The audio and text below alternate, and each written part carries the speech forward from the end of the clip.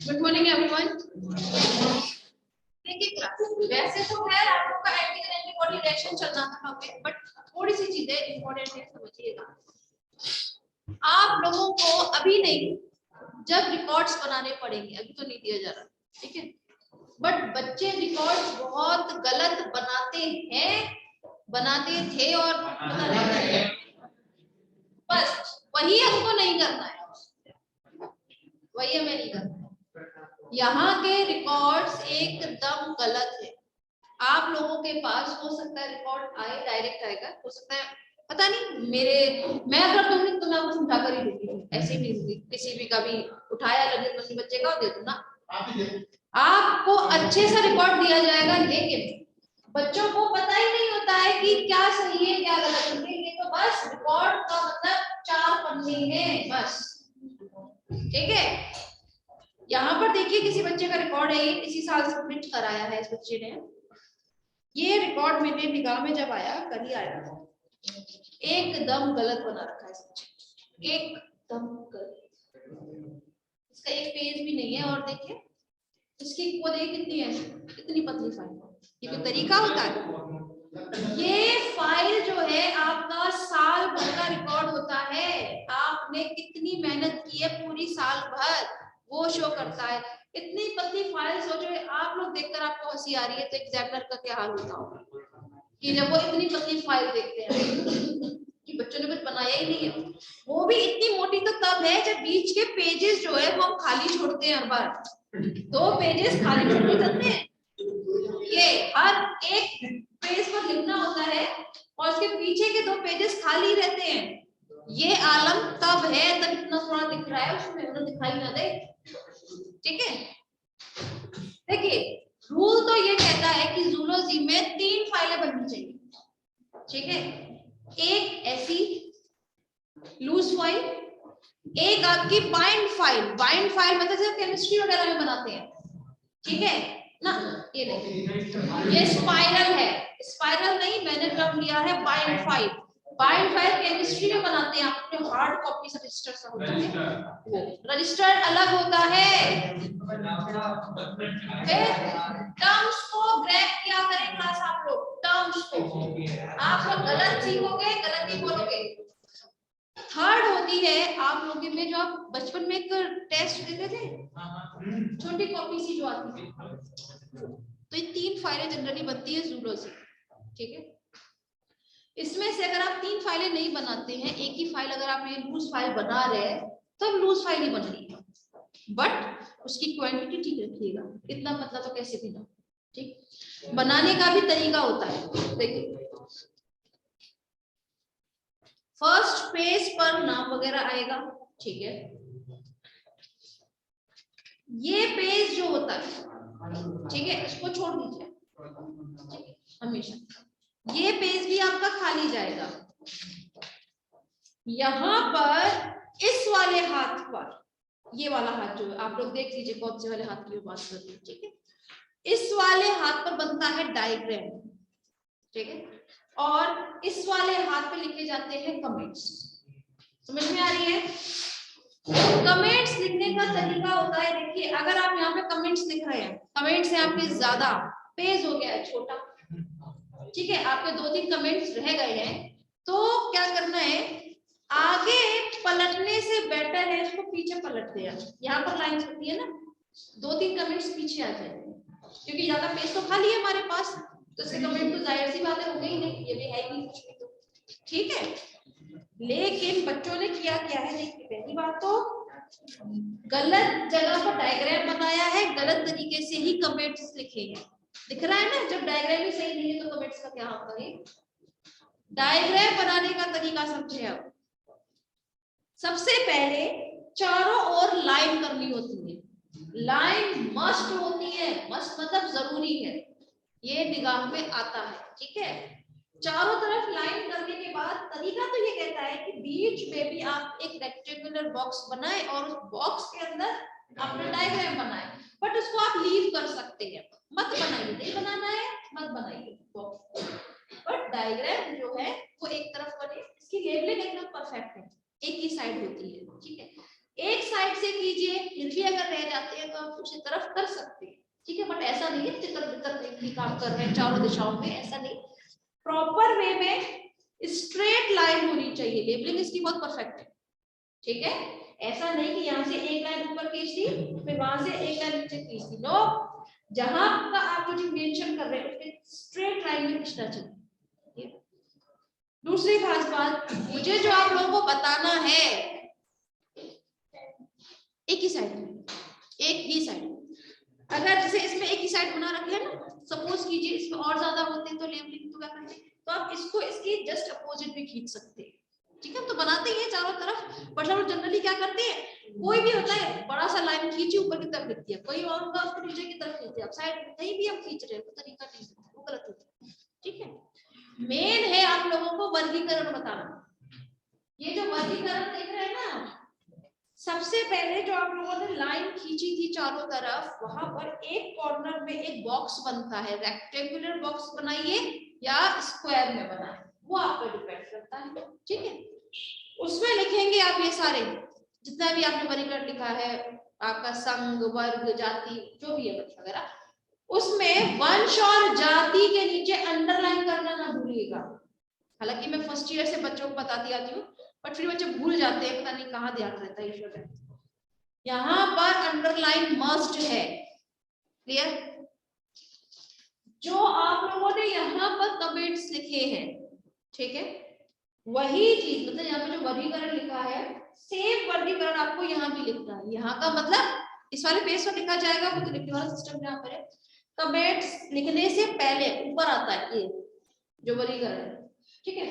वर्गीकरण कैसे लिखेंगे, यहाँ तो आपने लिख दिया शॉर्ट में, वहां शॉर्ट में नहीं लिखना होता।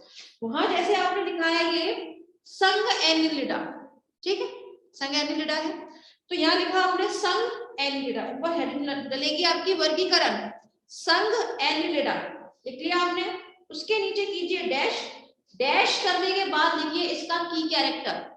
एनिलिडा का होता है ठंडी भवन, इसका शरीर खंडों में विभाजित होता है, वो भी मेटामेरिक सेगमेंटेशन होता है, समझ में आ रही है। तो ये उसका की कैरेक्टर है। बाकी आप ये अंडे देते हैं, बिलों में घुसे रहते हैं, ऐसी बकवास बातें नहीं लिखनी होती है। लिखे आप पर्टिकुलर पॉइंट टू पॉइंट जो उसका की कैरेक्टर हो, जो बाकी उससे को अलग रखता हो, क्लियर है। नेक्स्ट है वर्ग, वर्ग है इसका पॉलीकीटा, ठीक है। नेक्स्ट लाइन में वर्ग पॉलीकीटा डैश लगाए, डैश नहीं लगाना है तो उसके नीचे वाली लाइन में लिख दीजिए, ठीक है। पॉलीकीटा का की कैरेक्टर क्या रहेगा, नंबर ऑफ सिटीज में बहुत होते हैं, ये छोटे छोटे पैर देख रहे हैं आप, इसके चारों ओर इसके, ठीक है, ये कीटा या सिटी कहलाए जाते हैं। तो नंबर ऑफ सिटीज में बहुत होते हैं, इसीलिए इनको पॉलीकीटा के उसमें रखते हैं। पॉलीकीटा दो पार्ट में डिवाइड कीजिए, क्या टर्म सीखने के लिए मिल रहा है, पॉली और कीटा। पॉली वाले बहुत सारे, कीटा मतलब सिटी, ये नंबर जो पैर है इनके, क्लियर है। तो ये की कैरेक्टर आपको उसके सामने लिखना है, क्लियर। उसके बाद आपके जितने भी वर्गीकरण चलेगा, जो आपने यहाँ लिखा है वही आपको यहाँ लिखना है, ठीक है, लेकिन किसके साथ, कमेंट्स के साथ, ठीक है, जो उसका की कैरेक्टर है। उसके बाद फिर आएगा लक्षण, लक्षण इसीलिए मैंने बोला था पेज छोटा पड़ जाता है, यहाँ से लिखोगे तो पेज छोटा कहाँ से पड़ेगा, पर जब आप वर्गीकरण लिखते हो ना तो आधा पेज आपका चला जाता है वर्गीकरण में। फिर आता है लक्षण, लक्षण के नीचे फिर चलेंगे आपको जो भी आपको लक्षण लिखने हैं 6 7 8 10, ठीक है, 8 या 10 तो मोस्ट लिखेंगे। अगर यहाँ पर नहीं आ रहा है फिर उसको हम आगे नहीं लिखते हैं, उसको पीछे के पेजेस पर लिखकर चलते हैं, क्योंकि ये वाला पेज अगर यहाँ होता तो पीछे लाइंस होती ना उसके, तो हम वहां पर लिखते हैं, क्लियर है। उसके बाद आगे टर्न करेंगे, 2 पेजेस खाली छोड़ेंगे, 2 पेजेस खाली छोड़ने के बाद फिर से वही सिस्टम चलेगा, डायग्राम यहाँ बनेगा, लिखे या जाएंगे कमेंट्स, और उसके जो रह जाएंगे उसको पीछे वाले पेजेस। समझ में आ रही है, ये तरीका आपको अपनाना है, भले फाइल में दूं चाहे ना दूं, आपके पास किसी भी बच्चे की फाइल आती है, ठीक है, आप लोग तो रेगुलर स्टूडेंट है तो उस चीज का लाभ उठाया करो। अगर वैसे मैं एग्जाम में ज्यादा चेक नहीं करते, बट जब वो चेक करते हैं ना, जब भी उसने चेक कर लिया, जैसे हम लोग जब बैठते हैं तो वो इस तरह से देखते हैं, ठीक है, तो वो इतनी देर में ही आपकी बहुत सारी गलतियां पकड़ ले जाएंगे, आपने लाइन खींची है नहीं खींची है, वर्गीकरण लिखा है कि नहीं लिखा है, वर्गीकरण में वंश जाति की अंडरलाइन की है कि नहीं की है, स्क्वायर बनाया है कि नहीं बनाया, डायग्राम क्लियर है या नहीं है, आपने मतलब जो भी कुछ होता है, ठीक है, उसको कमेंट्स पढ़ने का टाइम नहीं होता एग्जामिनर के पास, वो नहीं पढ़ने बैठेंगे, ठीक है, लेकिन आपकी छोटी छोटी बातों का वो बहुत ध्यान रखते हैं, वो साफ बोलते हैं। आप बताइए कितने नंबर देंगे आपको, क्या बोला जाए।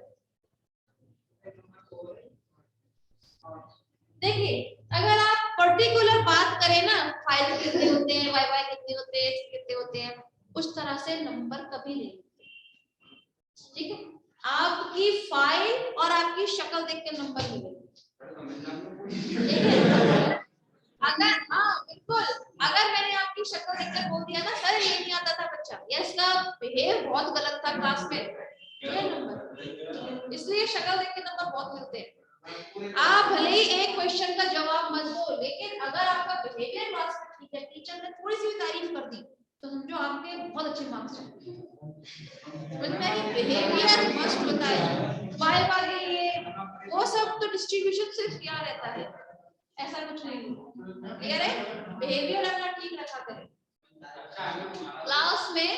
क्लास में रेगुलर कौन बच्चा है उसके नंबर, और जो बच्चा कभी नहीं आता उसके नंबर पे डिफरेंस रहता है, रीजन ये, क्योंकि जिस बच्चे को किसी ने देखा ही नहीं है उसको नंबर क्या दिलवाएंगे, ठीक है, नाम भी पता नहीं रहता, क्लियर है।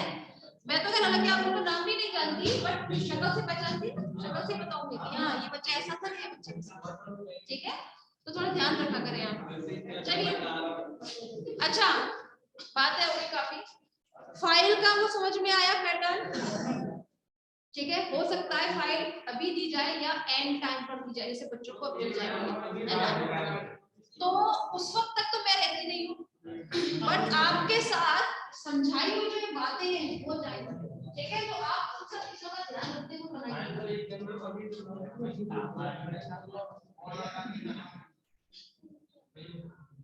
हाँ तो ये बच्चों ने बनाई है, गलत बनाई है, बस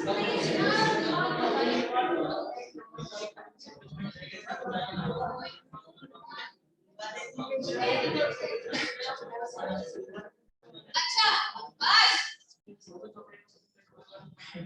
कुछ बच्चे ये सोचते हैं कि भाई हमें तो नंबरों से मतलब है, हमें क्या मतलब फाइल वाइल है ना, तो वो बच्चे क्या करते हैं ऐसी ही फाइल बना के चलते हैं, उनको कोई मतलब नहीं, ऐसा नहीं कहूंगी बच्चे को नंबर अच्छे नहीं मिलेंगे, नंबर इसके अच्छे जाएंगे, वही प्राइवेट कॉलेज में पढ़ रहा है, ठीक है, तो नंबर तो अच्छे जाएंगे नो डाउट, लेकिन जब ये बच्चा एमएससी के लिए किसी दूसरे कॉलेज में जाएगा ना, वहां के जब प्रोफेसर बोलेंगे बेटा 3 फाइल बनती है इस तरह से, तो यही बच्चा बोलेगा हमारे कॉलेज में देखिए वो भी इतनी नहीं बनाते थे, थोड़ी सी बनाई थी, ऐसा कुछ नहीं होता है, वो बोलेंगे नहीं बेटा आपको इस हाथ पे डायग्राम बनाने होते हैं, नहीं इस वाले हाथ में बनते, ये बच्चे अड़ने वाले हैं, समझना हमको है नहीं, सीखना हमको है नहीं, जो चल रही है गाड़ी वो चला रहे, वो आप लोग मत कीजिए, क्योंकि आप लोग जहाँ जाएंगे वहां आपके साथ कॉलेज का नाम जाता है कि आप लोग ने किस कॉलेज से बीएससी किया, क्लियर, बस।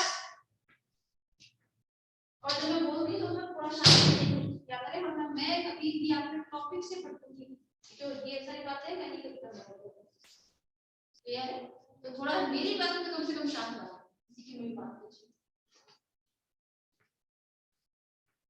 खैर कल आप लोगों को एंटीजन एंटीबॉडी रिएक्शन कराई जा रही थी, कुछ लिखवाया भी था, अच्छा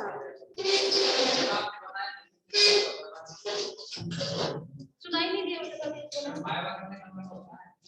वाइवा मोस्टली 5 नंबर का होता है रिकॉर्ड में, लेकिन आपको जो नंबर मिलते हैं ना वो वाइवा के बेसिस पर लिखते हैं, आपका रिकॉर्ड कोई चेक करने नहीं बैठता, ठीक है, आप 3 फाइल बनाए, 2 फाइल बनाए, 1 फाइल बनाए, चेक करने कोई नहीं बैठेगा, बट आपके वाइवा पर बहुत कुछ डिपेंड करता है, आपकी कॉपी हम लोग ही चेक करेंगे या फिर जो चेक करेंगे वो चेक करेंगे, बट आपको जो मार्क्स मिलेंगे वो वाइवा के बेसिस पर, इसलिए वाइवा का पर्टिकुलर वो नहीं कि सिर्फ 5 नंबर का होता है, वहां सिर्फ रिकॉर्ड में लिखा जाएगा कि हाँ 5 नंबर इसको वाइवा के मिले, या 5 तो कोई नहीं देता, 4 नंबर मोस्टली देके चलते हैं, जिससे रहता है कि हाँ बच्चे ने कुछ तो खैर बताया नहीं होगा, थोड़ा सा मास्टर हो पीएससी में हर चीज के, जो फुल मार्क्स मिल गए आपको वाइवा, तो वाइवा में थोड़े से 1 नंबर काटे जाते हैं, ठीक है।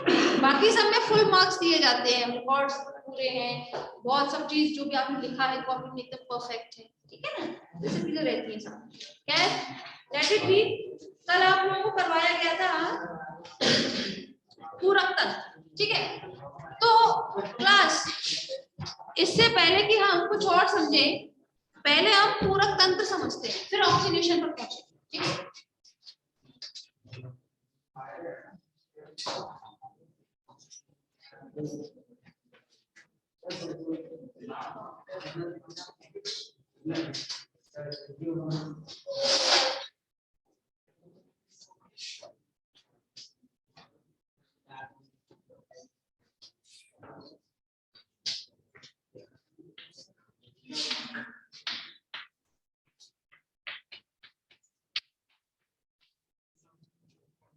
पूरक तंत्र, संपूरक तंत्र, बात एक ही है, ठीक है।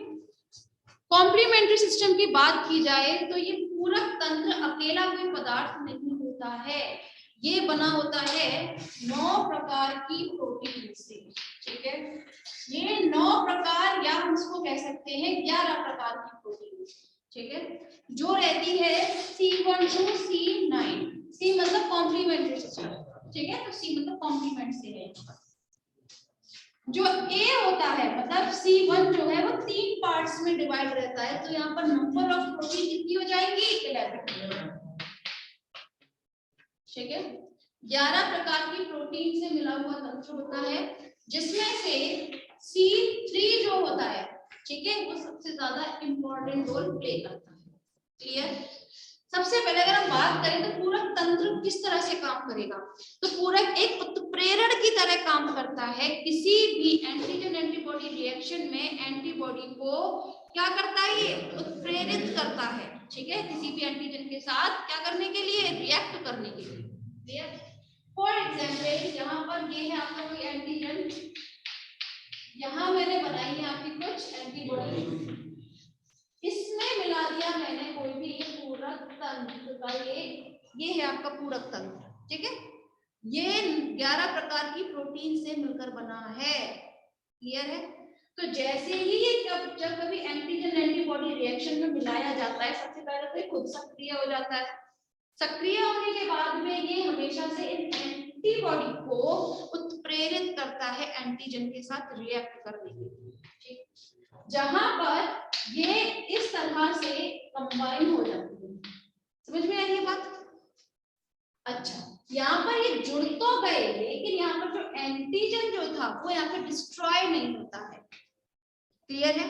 डिस्ट्रॉय करने के लिए यहाँ पर हमारी एक कोई भी अन्य विधि आएगी। अन्य विधि मतलब या तो आपकी फैगोसाइटोसिस मेथड आ सकता है, या फिर आपका समूहन मेथड आ सकता है, उदासीनीकरण मेथड आ सकता है, मतलब जितने भी हम लोग टाइप्स पढ़ेंगे इसमें, ठीक है।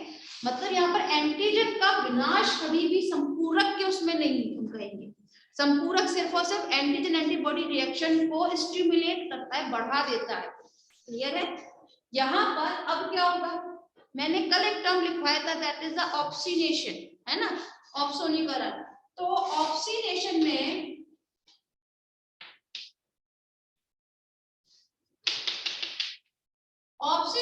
क्या होगा, जब यहाँ पर ये एंटीजन एंटीबॉडी रिएक्ट किया था, ठीक है, तब वहां पर आएगा कोई भी हमारी दूसरी अन्य विधि के बारे में बात चल रही है। मैंने यहाँ पर ले लिया है आपका फैगोसाइट्स। फैगोसाइट्स कोई भी हो सकती है, मास्ट सेल लीजिए, मैक्रोफेजेस लीजिए, न्यूट्रोफिल्स लीजिए, कोई भी हो सकती है, ठीक है। इस पर फैगोसाइट्स पर कुछ बाइंडिंग साइट उपस्थित होती है, ठीक है। क्या उपस्थित होती है? Binding site. बाइंडिंग साइट भी उपस्थित होती है आपके इस संपूरक पर। क्लियर है? तब यहाँ पर जब आपका ये संपूरक मिलाया गया ना, इस पर आकर आपका जुड़ जाता है ये फैगोसाइट, ठीक है। और फैगोसाइट भी कैसे जुड़ेगा? आपके इस तरह बाइंडिंग साइट के साथ जुड़ता है। क्लियर है? अब चूंकि ये फैगोसाइट है तो किस विधि से करेगा ये एंटीजन को खत्म? किस विधि से करेगा? बक्षाणुनाशन से। समझ में आ रही है बातें? तो इस तरह से आपकी ऑक्सीनेशन जो होता है, ऑक्सीकरण है, ठीक है, ऑक्सीकरण ये एक ऐसी विधि होती है जिसमें कोई भी संपूरक तंत्र मिलाया जाता है, जिसके माध्यम से हम किसी भी एंटीजन एंटीबॉडी रिएक्शन को कंप्लीट कराते हैं, संपूर्ण कराते हैं। क्लियर हुआ बात? ऑक्सीकरण समझ में आया, पूरक तंत्र समझ में आया? कितने बच्चों को क्लियर नहीं हुआ वो बताएं? क्लियर हुआ होगा? तब तो वो नहीं। गुड, तो जरा लिखिएगा इसमें,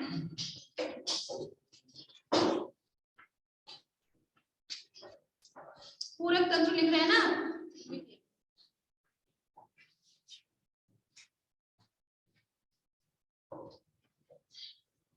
पूरक, पूरक या संपूरक कुछ भी लिखिए, दोनों का मतलब कॉम्प्लीमेंट्री होता है। पूरक एक अकेला पदार्थ नहीं है, बल्कि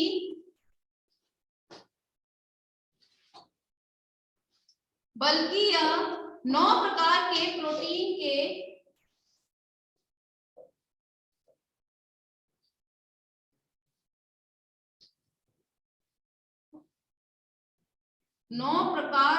प्रोटीन के अंशों से बना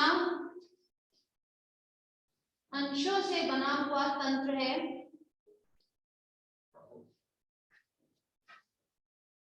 जिन्हें C1 से C9 कहा जाता है।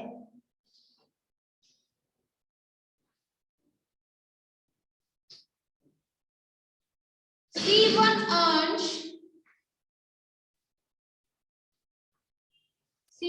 अंश 3 प्रोटीन उप इकाइयों से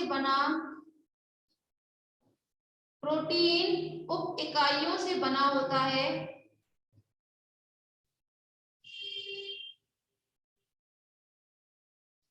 इस प्रकार 11 प्रोटीन अंशों से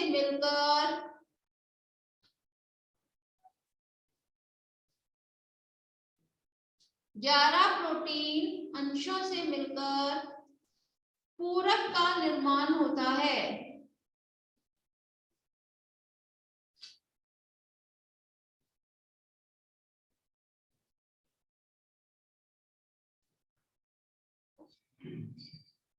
इन क्रियाओं के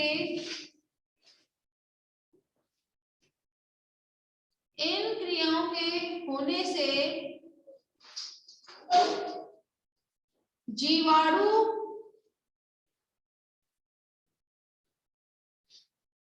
विशेष रूप से ग्राम नेगेटिव जीवाणु, ग्राम पॉजिटिव नेगेटिव होते हैं ना, ग्राम नेगेटिव जीवाणु एवं कवक के विरुद्ध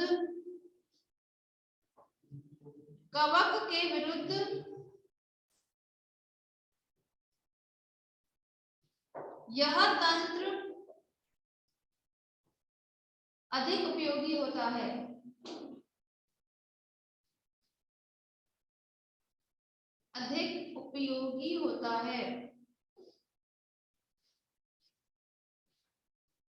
ये इनकी देह वृत्ति में परिवर्तन उत्पन्न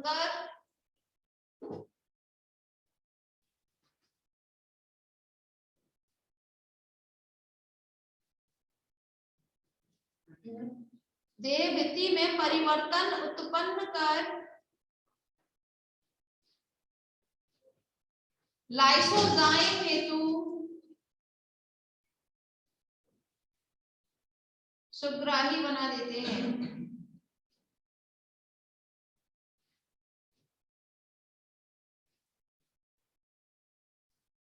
एक पूरक मैक्रोफेज कोशिकाओं से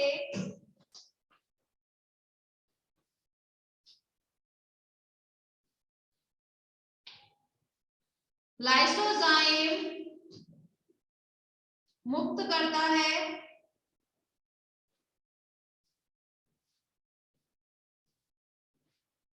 जिससे जीवाणु नष्ट हो जाता है, ठीक है, पैराग्राफ चेंज करके लिखिएगा। फिर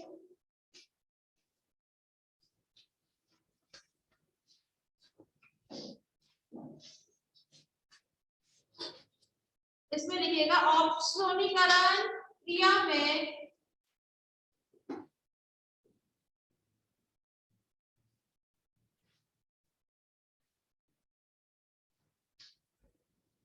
प्रतिरक्षी के फैब खंड, प्रतिरक्षी के फैब तो बताया था ना, FC और FAB, फैब खंड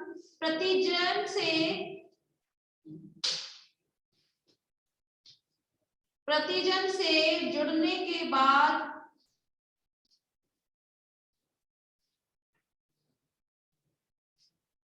FC खंड, FC फ्रैगमेंट क्रिस्टलाइजेबल, FC खंड फैगोसाइट में प्रवेश कर जाते हैं।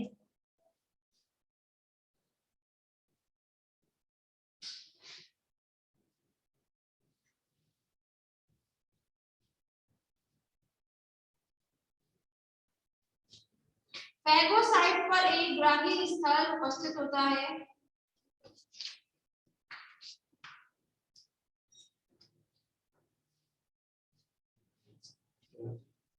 ग्राही स्थल उपस्थित होता है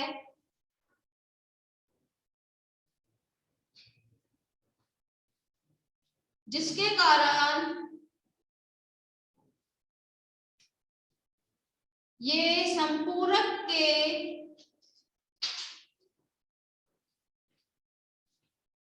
ग्राही स्थल से जुड़कर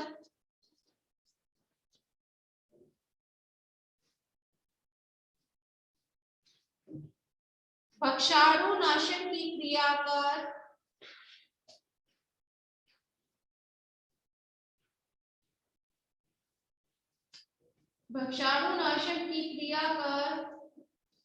एंटीजन को नष्ट कर देता है।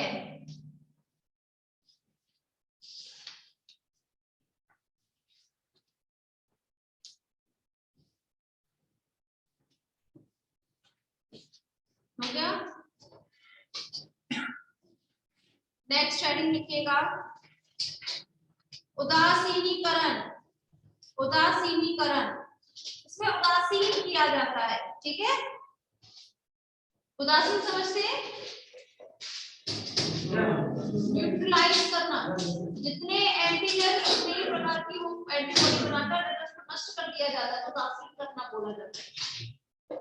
देखिएगा, अच्छा डायग्राम बना लीजिएगा। ये पूरक तंत्र जो बनाया है ना, हाँ संपूरक ऑक्सीकरण में बनेगा ये पूरा, एंटीजन एंटीबॉडी ये कॉम्प्लीमेंट बना लिया ना, बनाया बस।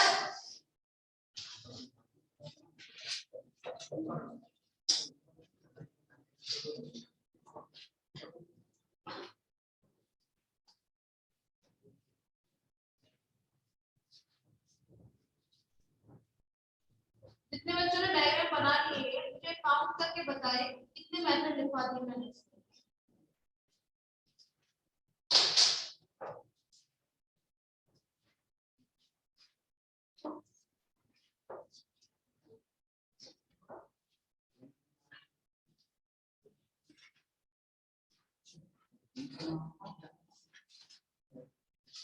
छह लिखवा दिए।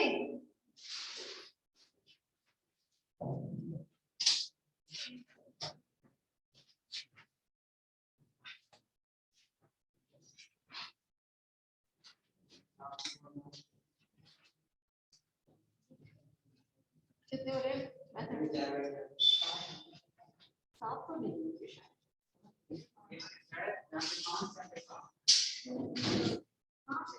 पांच है ना भी, एक और लिख देगा तो उदासीनीकरण।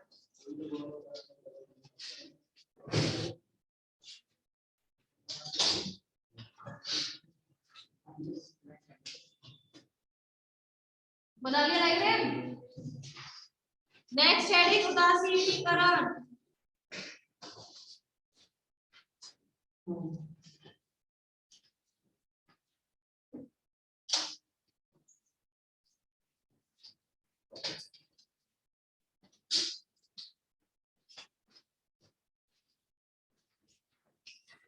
देखिए, कुछ प्रतिरक्षी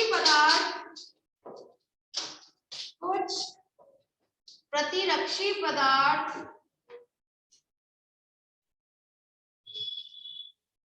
विषैले पदार्थ पर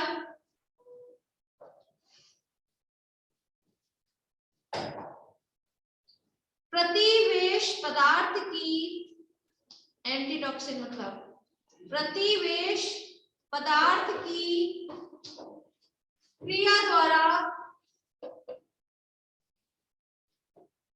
द्वारा उदासीन करते हैं।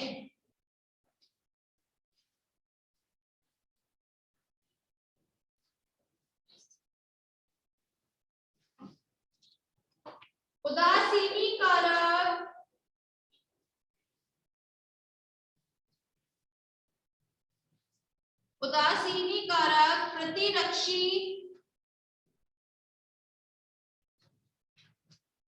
प्रतिरक्षी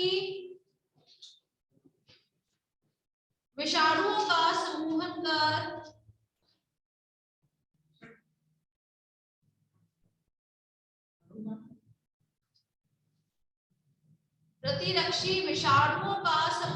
कर भक्षाणुनाशन क्रिया को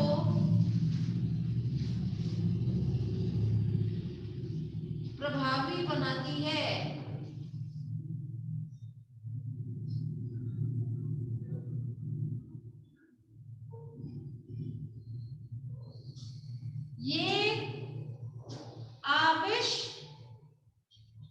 ये आविश पदार्थों को निष्क्रिय करने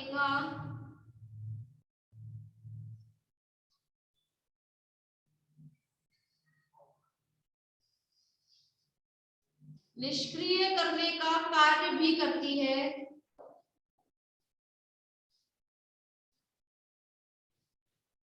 इस कारण इन्हें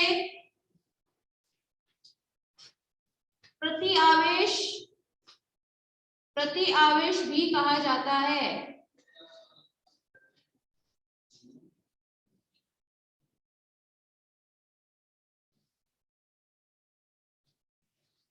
ठीक है, नेक्स्ट आज क्लास आप लोगों का ये कंप्लीट होता है चैप्टर एंटीबॉडी रिएक्शन। आज से स्टार्ट होगा प्रतिरक्षा की कोशिकाएं, सेल्स ऑफ इम्यूनिटी। सही बात है, ठीक है, जो इम्पोर्टेंट होती है वो आपको लिखवा देंगे। क्या चीज उदासीनीकरण है? अच्छा, देखिए उदासीनीकरण क्या होता है? किसी भी चीज को न्यूट्रलाइज करना। न्यूट्रलाइज मतलब एकदम बराबर में, जैसे कोई भी एंटीजन हमारे शरीर प्रवेश किया, ठीक है, तो वो क्या करेगा? वो हमारे शरीर में पॉइजन को सीक्रेट करेगा, आविष को स्रावित करेगा। तो उस आविष के प्रति कुछ एंटीबॉडी जैसी होती है जो प्रति आविष का भी स्रावित करती है। प्रति आविष मतलब जो उस आविष की काट सकता है, उसको डिस्ट्रॉय कर सकता है, ठीक है। तो ऐसे आविष को ही हम क्या बोलते हैं? एंटीटॉक्सिन। और जो आविष वो पदार्थ होता है जो किसी एंटीजन के द्वारा स्रावित किया जाता है। आप इसको इंग्लिश में पॉइजन ले सकते हैं, ठीक है, समझ में आया? तो ये प्रति आविष का किया जाता है स्राव एंटीबॉडीज के द्वारा, ठीक है। तो जब वो आविष जो है, जो पदार्थ है, जब वो निष्क्रिय हो जाता है तो उसी को हम लोग बोल देते हैं आपका निष्क्रियकरण या उदासीनीकरण। क्लियर है? न्यूट्रलाइजेशन बोला जाता है। न्यूट्रलाइज मतलब समझ नहीं आता है? बिल्कुल समाप्त करना, न्यूट्रलाइज करना, ठीक है।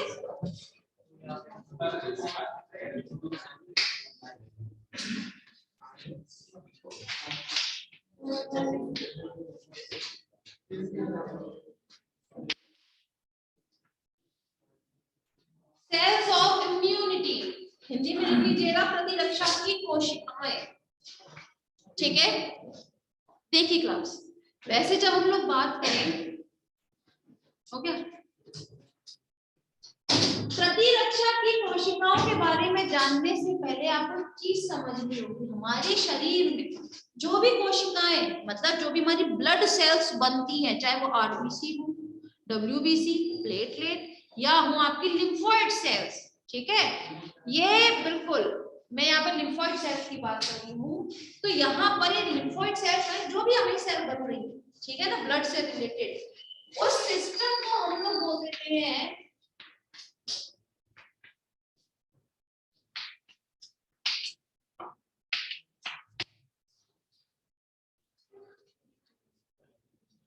Haematopoietic system.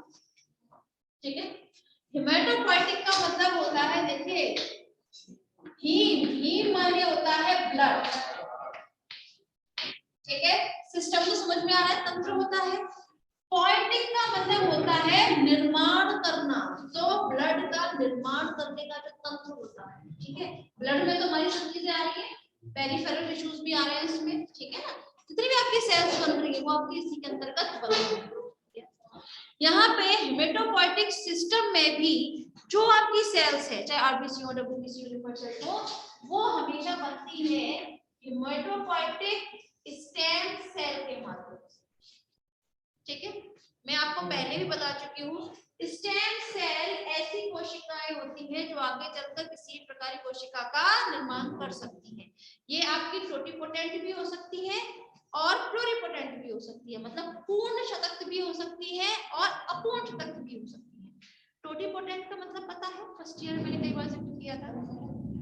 टोटिपोटेंट मतलब होता है ऐसी कोशिकाएं, पूर्ण शतक होते हैं पंक्ति में, पूर्ण शतक कोशिकाएं ऐसी होती हैं कि जो आगे चलकर किसी का भी निर्माण करती है। इन्हें अगर नॉर्मल भाषा में बोला जाए तो ये अपने आप में ऑलराउंडर होती है। ऑलराउंडर मतलब, अगर मैं उस वक्त भी टर्म दिया था आप लोगों को याद रखने के लिए, आप भूल जाते क्या ना, मैंने उस वक्त एक टर्म दिया था कि जो स्टेम सेल्स होती हैं अपने आप में रजनीकांत की तरह काम करती हैं, ये कुछ भी बन सकती है, ठीक है, उस वक्त बताया बिल्कुल, इसीलिए मैंने जो स्टेम सेल पढ़ाया था तो कहा था जो स्टेम सेल जो होती है प्रिजर्व कर दी जाती है आज के टाइम में, क्योंकि पता नहीं है बच्चे आगे चलकर किस में पड़ जाएंगे, तो हो सकता है कोई लिवर खराब हो जाए, किडनी खराब हो जाए, तो उन स्टेम सेल से वो कोई भी ऑर्गन बनकर डेवलप कर सकती है। एक होता है प्लूरिपोटेंट, प्लूरिपोटेंट मतलब ऐसी स्टेम सेल जिससे सिर्फ उसी ऑर्गन का निर्माण होता है, जैसे मेरी आंख में जो कॉर्निया है, ठीक है, इसके स्टेम सेल से सिर्फ और सिर्फ आंख ही बनेगी, लिवर के स्टेम सेल से लिवर ही बनेगा, तो ये होती है आपकी प्लूरिपोटेंट। टोटिपोटेंट नहीं है, टोटिपोटेंट होती है जो किसी प्रकार का कोई भी ऑर्गन बना सकती है। क्लियर है ना? तो ये हेमेटोपोइटिक स्टेम सेल से डेवलप होती है आपकी कोई भी कोशिकाएं। इम्यून सिस्टम जो है, ठीक है, या फिर सेल्स जो है इम्यून सिस्टम से रिलेटेड, वो आपकी एम्ब्रियो स्टेज में, भ्रूण काल में दूसरे महीने से बनना शुरू हो जाती है। क्लियर है? दूसरे महीने से बन रही है तो भ्रूण में भी कहाँ बनेगी ये? पहली बात तो लिवर में बनती है, यकृत में, दूसरा यॉर्क सैक में बनती है, बोन मैरो में बनती है, ऐसे। ये तो मेन होती है, इनमें तो बनती रहती है। क्लियर है? लेकिन जब हम लोग बात करें अपनी, मतलब एडल्ट, जब जन्म के बाद में, ठीक है, जन्म के बाद में कहाँ बनेगी? यॉर्क सैक तो नहीं रहता, ठीक है, जनरली मैं बात कर रही हूँ, जनरली बनती है आपकी बोन मैरो, मतलब अस्थि मज्जा में, ठीक है, अस्थि मज्जा में बनती है। वहीं सिर्फ अस्थि मज्जा में नहीं बनती, बल्कि ये आपकी कुछ या टॉन्सिल्स होते हैं उनमें भी निर्माण होता है, ठीक है, आपकी स्प्लीन जो होती है, ठीक है, उसमें भी ये भरे हुए अवस्था में मौजूद रहता है। अपेंडिक्स नाम सुना है? अपेंडिक्स में भी इनका निर्माण होता है। लेकिन यहाँ पर जब हम लोग बात कर रहे हैं इम्यून की बात कर रहे हैं, आपके अपेंडिक्स में और टॉन्सिल्स में जनरली बी लिम्फोसाइट का निर्माण होता है, ठीक है, याद रखिएगा किसका निर्माण हो रहा है? बी लिम्फोसाइट का, टी लिम्फोसाइट का भी नहीं होगा इसमें निर्माण। क्लियर है? चलिए, दूसरी खास बात अगर हम लोग करें तो यहाँ पर कोई भी आपकी कोशिकाएं हैं, ठीक, इसको रफ कर दिया जाए, नहीं वो तो मैं लिखवाऊंगी बेटा, लिखवाया जाएगा, है ना? हाँ, चिंता ना करें आप।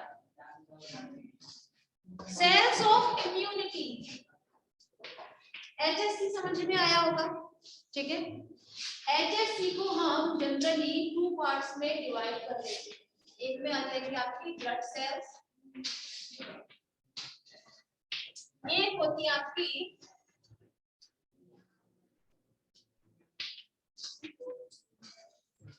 लिम्फोइड सेल्स, ठीक है। ब्लड सेल्स में जाएंगी आपकी आरबीसी, डब्ल्यूबीसी में तो लिम्फोइड सेल भी होती है, लिम्फोसाइट को बोल देते हैं, ठीक है, बट उनको भी हम यहीं पर रख रहे हैं। डब्ल्यूबीसी, डब्ल्यूबीसी को भी अगर मैं ब्रेक डाउन करना चाहूँ तो इन्हें मैं लिख सकती हूँ मोनोसाइट, लिखा जा सकता है मोनोसाइट। जब आपके ब्लड में होती है तब मोनोसाइट कहलाई जाती है, ठीक है। उसके बाद 24 घंटे के बाद जैसे ही वो भाई मैच्योर हो जाती है, परिपक्व हो जाती है, कहाँ आ जाती है, ऊतकों में, संयोजी ऊतक में आ जाती है। वहां पर उनका नाम क्या हो जाता है, मैक्रोफेजेस। इस चीज को रख लीजिए। इओसिनोफिल नाम सुना है, न्यूट्रोफिल्स,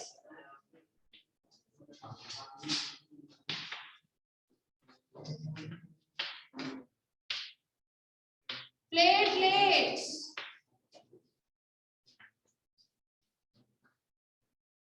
बेसोफिल्स,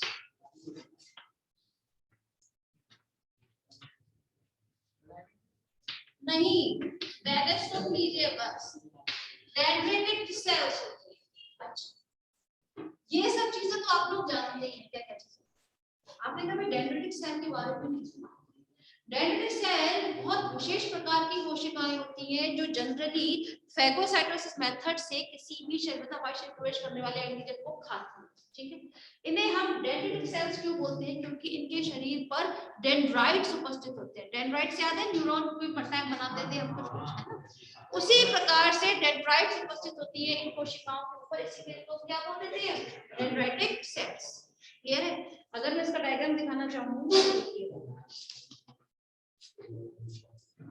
ये है डेंड्राइटिक सेल, दिख रहा है, ये होता है आपको बनाया जाएगा क्लास में, मतलब जब अवशेष लिखवाते हैं ना छोटे छोटे टॉपिक, उसमें लिखवाई जाएगी, कभी कभी डायग्राम बनाने के लिए आ जाता है। क्लियर। दूसरी खास बात, लिम्फोइड सेल्स जो होती है, ये वो सेल्स होती है जो हमारी लिम्फ नोड में जनरली बनती है, ठीक है। कौन कौन सी हो सकती है, बी लिम्फोसाइट और T lymphocytes. B lymphocyte 2 types की होती हैं, एक होती है प्लाज्मा सेल्स, एक हो जाती है हमारी मेमोरी सेल्स। आप चाहे तो इन्हें प्लाज्मा कोशिकाएं और स्मृति कोशिकाएं लिख सकते हैं, ठीक है। टी लिम्फोसाइट्स ये जनरली होती है 4 प्रकार की, T helper cells,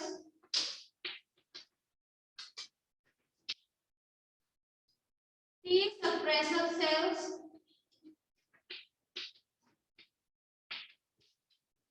T killer cells, T sensitized cell, ठीक है।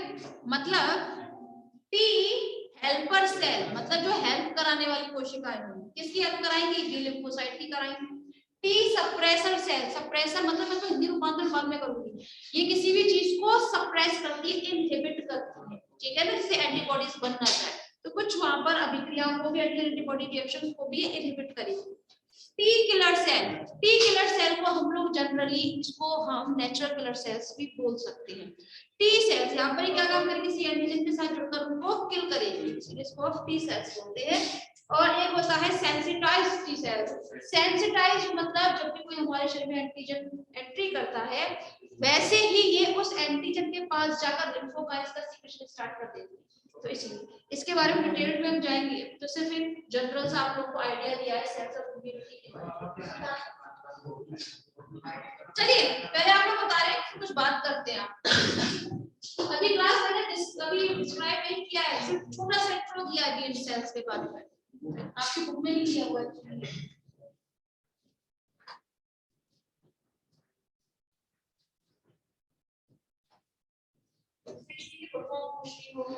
वर्ड समझना आ रहा हो कुछ कीजिएगा।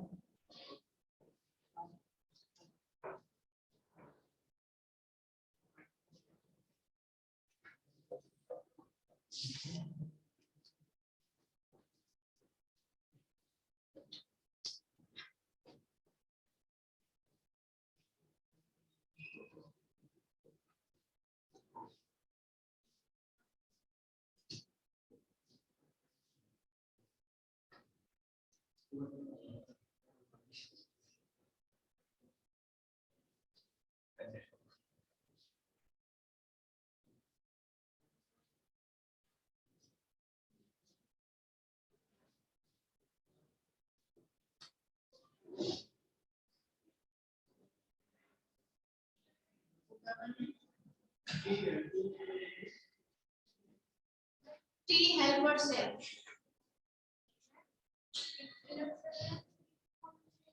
सबसे नीचे T sensitized, आप चाहे तो T सुग्राहित कोशिका भी लिख सकते हैं, ठीक है। T सुग्राहित कोशिका, T मारक कोशिका,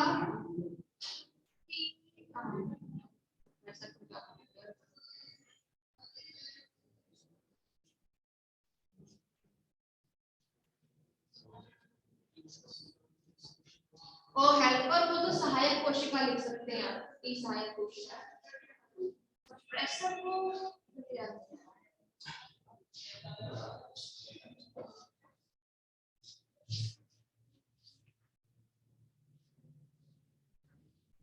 हाँ, T अवरोधी कोशिका है, ठीक है।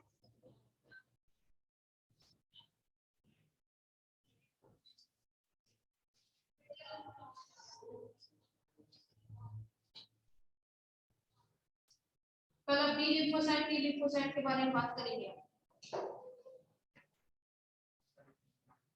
हाँ कल करेंगे, आज तो थोड़ा सा स्टैगन के बारे में बात करेंगे।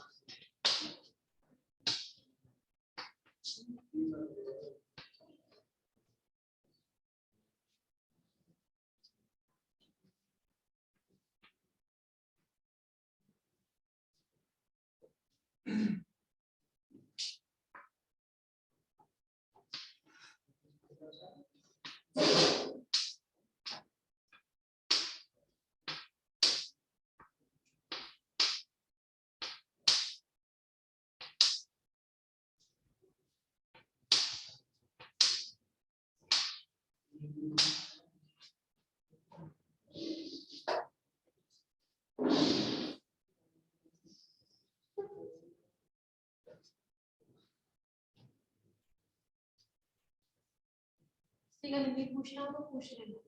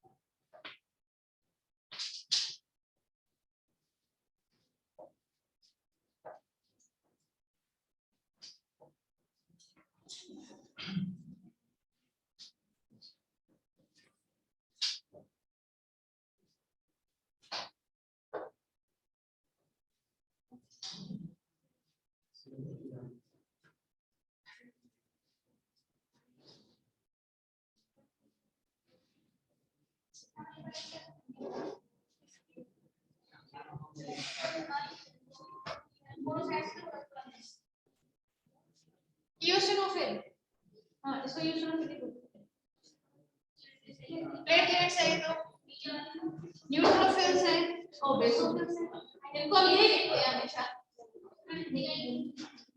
नहीं अगर आप लोग पूछना चाहते हैं जैसे 3 हेल्पर सेल, ये इनको हम लिख सकते हैं क्या? जैसे हेल्पर सेल को सहायक कोशिकाएं लिखते हैं, सप्रेसर सेल को अवरोधी कोशिकाएं लिखते हैं, किलर सेल को मारक कोशिकाएं लिखते हैं, सेंसिटाइज्ड को सुप्राहित कोशिकाएं लिखते हैं, लिख लिया? प्लाज्मा कोशिकाएं लिख सकते हैं, प्लाज्मा सेल्स को, मेमोरी सेल्स को स्मृति कोशिकाएं लिख सकते हैं। अब तो पता है सुप्राहित कोशिका, सुप्राहित सेंसिटाइज्ड की सुप्राहित कोशिका। देखिए बस आप लोगों ने सबने बना लिया डायग्राम?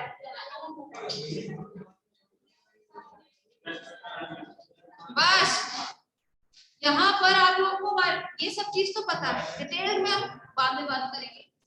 आप लोगों ने जो टर्म नहीं सुने अभी तक वो ये है प्लाज्मा सेल्स और मेमोरी सेल्स, ठीक है? प्लाज्मा सेल्स क्या होते हैं? ऐसे मानकर चलें, अगर हमारी बॉडी में कोई भी एंटीजन एंट्री करता है तो हमारी बॉडी क्या बनाती है? एंटीबॉडी बनाती है, एंटीबॉडी बनाए, ठीक है? फर्स्ट टाइम की मैं बात कर रही हूँ, जब कोई भी से स्मॉल पॉक्स का लेके चले आप, स्मॉल पॉक्स अगर उसका एंटीजन किसी होस्ट की बॉडी में फर्स्ट टाइम एंट्री करता है तो कभी उसको मेडिसिन नहीं देते। मेडिसिन देते हैं क्या? उसकी बॉडी खुद ब खुद बना लेती है उस एंटीजन के अगेंस्ट में एंटीबॉडी, लेकिन करती क्या है? उस वक्त 6-7 दिन का जो टाइम लगता है उस वक्त वो उसको एंटीजन को मार देती है और इंसान जो होता है वो ठीक होने लगता है। Am I right? तो उनमें से जो उसने अपनी एंटीबॉडीज बनाई थी, उन एंटीबॉडीज में से थोड़ा सा पार्ट, बहुत थोड़ा सा पार्ट वो अपने अंदर स्टोर्ड कर लेता, संग्रह कर लेता अपनी याददाश्त में, ठीक है? कि अगर यही एंटीजन दोबारा एंट्री करेगा मेरी बॉडी में तो मुझे इसी टाइप की फिर से एंटीबॉडी बनानी है। समझ में आ रही है? तो वो ऐसी इम्यूनोग्लोबुलिन या ऐसी एंटीबॉडीज जिसे आपके शरीर ने स्टोर्ड किया था, ठीक है, उन्हें हम बोल देते हैं मेमोरी सेल्स, क्योंकि ये मेमोराइज्ड की जाती है, ठीक है? हाँ, अभी मेरी बात कंप्लीट नहीं है, पहले कोशिकाएं समझिए आप, ठीक है? मेमोरी कोशिकाएं वो कोशिकाएं होती हैं जिन्हें इम्यूनोग्लोबुलिन को थोड़ा सा स्टोर कर दिया जाता है हमारे शरीर में कि दोबारा अगर एंटीजन एंट्री करेगा तो ये मेमोरी सेल फिर से विभाजित होंगी और क्या बना लेगी? Plasma cells. प्लाज्मा सेल्स वो कोशिकाएं होती हैं जो जाकर आपके एंटीजन के साथ रिएक्शन करेंगी, अभिक्रिया प्रदर्शित करेंगी। क्लियर? प्लाज्मा कोशिकाएं हमेशा इनका टाइम पीरियड जो होता है बहुत छोटा होता है, हार्डली 3-4 दिन का देखने के लिए मिलेगा, उससे ऊपर 3-4 दिन में आपकी प्लाज्मा कोशिकाएं समाप्त होती रहती हैं। लेकिन जो आपकी मेमोरी सेल्स होती हैं इनका टाइम पीरियड बहुत होता है, इनका टाइम पीरियड आपको 6 महीने का भी देखने को मिलेगा, 1 साल का भी मिलेगा और पूरे जीवन भर भी मिलेगा। कुछ इम्यूनोग्लोबुलिन ऐसे होते हैं जो हमारे शरीर में जीवन भर बने रहते हैं, मेमोरी सेल के तरीके से मेमोराइज्ड रहते हैं। कैसे? एग्जाम्पल सेट किया जाए तो होता है स्मॉल पॉक्स। स्मॉल पॉक्स जीवन में एक ही बार होता है, उसके बाद तो नहीं होता। भले ही आप ऐसे किसी व्यक्ति के संपर्क में आए जिसको स्मॉल पॉक्स हुआ होगा तो भी आपको नहीं होता है, होता है ना ऐसा? रीजन है क्यों नहीं होगा? ऐसा नहीं है कि भाई जिस इंसान के संपर्क में आप आए हैं तो उससे एंटीजन आपके शरीर में अंदर प्रवेश नहीं किए, करते हैं सेकंड टाइम भी, लेकिन उस वक्त आपके शरीर ने जो मेमोरी सेल को स्टोर्ड किया था अपने अंदर वो तुरंत ही एक्टिव हो जाती है, और जैसे ही वो एक्टिव हुई तो फटाफट से मेमोरी सेल्स को किस पर कर देती है? डिफरेंशिएट प्लाज्मा सेल्स में। प्लाज्मा सेल्स को पहले से ही पता है कि ये जो मेहमान से पहले भी आ चुका था इसको मुझे इस तरह से मारना, ठीक है? तो जैसे ही वो एंटीजन एंट्री करता है सेकंड टाइम में तो उसको पहले से उसको मार दिया जाता है, इसीलिए जीवन में एक ही बार स्मॉल पॉक्स होता है, ठीक है? तो ये वो इम्यूनोग्लोबुलिन है जो जीवन भर तक हमारे शरीर में कोशिकाओं की तरह से रहती है। लेकिन मैंने जिक्र किया कि कुछ ऐसे भी होती है कोशिकाएं जिनका जीवन काल 6 महीने का होता है। फॉर एग्जांपल टिटनस का इंजेक्शन लगता है 6 महीने के लिए वैलिड होता है, उसके बाद तो नहीं होता है ना। 6 महीने के अंदर अगर आपने इंजेक्शन लगवाया, 6 महीने के अंदर आपका अगर कुछ चोट लगती है या आपके शरीर के अंदर टिटनस के जो आपके वो रहते हैं जो आपको अगर एंट्री कर जाए तो उस वक्त इम्यूनोग्लोबुलिन आपके बॉडी में पता है किस तरह से करना है। 6 महीने के बाद में वो अपनी मेमोरी सेल्स को खो चुकी होती है, उसको नहीं पता, अगर एंट्री भी कर जाएगा ना तो आप बीमार हो जाओगे। कहते हैं टिटनस का इंजेक्शन लगवा लेना चाहिए, बरसात के टाइम में कट नहीं लगना चाहिए, तो ये सब चीजें होती है। समझ में आ रही है? सभी टर्म्स का मतलब समझ में आया। यहाँ पर प्लाज्मा सेल्स क्या होती है, मेमोरी सेल्स क्या होती है, ठीक है। तो यहाँ पर क्लास हम कल से हम थोड़ा डिटेल में बात करेंगे B lymphocyte and T lymphocyte बाकी चीजों के बारे में। यार आज के लिए बस